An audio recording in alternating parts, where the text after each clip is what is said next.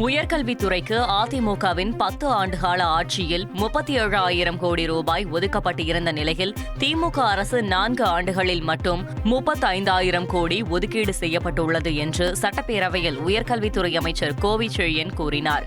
உயர்கல்வித்துறை மானிய கோரிக்கை மீதான விவாதத்தில் பதிலுரை வழங்கி பேசிய அவர், கடந்த அதிமுக ஆட்சியில் 59 கல்லூரிகள் தொடங்கப்பட்ட நிலையில் திமுக அரசின் 4 ஆண்டுகால ஆட்சியில் 37 கல்லூரிகள் தொடங்கப்பட்டுள்ளன என்று தெரிவித்தார். கடந்த 10 ஆண்டுகள் அஇஅதிமுக ஆட்சி 10 ஆண்டுகளில் அவர்கள் ஒதுக்கிய ஒட்டுமொத்த நிதி 36,785 கோடி, கிட்டத்தட்ட 37,000 கோடி. இந்த 5 ஆண்டுகளில் கழக அரசு அமைந்ததற்கு பிறகு தளபதி அவர்களுடைய அனுமதியோடு உயர்கல்வித்துறைக்கு வழங்கப்பட்ட நிதி 34,710 கோடி, அதாவது 35,000 கோடி. மீண்டும் சொல்லுகிறேன், 10 ஆண்டுகளில் 37,000 கோடி, 5 ஆண்டில் 35,000 கோடி உயர்கல்விக்கு முதல்வர் ஒதுக்கி தந்த நிதி.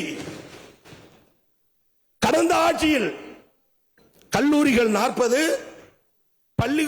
பல்கலைக்கழக உறுப்பு கல்லூரிகள் 19, ஆக மொத்தம் 59. ஆனால் இந்த 5 ஆண்டுகளில் 21 கல்லூரிகள், கூட்டுறவுத்துறையில் 1, அண்ணன் சேகர்பாபு அவர்கள் அமைச்சராக இருக்கிற இந்து சமய அறநிலையத்துறையில் 4, இந்த ஆண்டு 11 என்று 37 கல்லூரிகளை இந்த அரசு திறந்திருக்கிறது என்று சொன்னால், நிதி சுமையிலும் புதிய கல்லூரிகளை தந்த முதல்வர் நீங்கள்தான். செய்திகளை உடனுக்குடன் தெரிந்து கொள்ள உடனே சப்ஸ்கிரைப் பண்ணுங்க.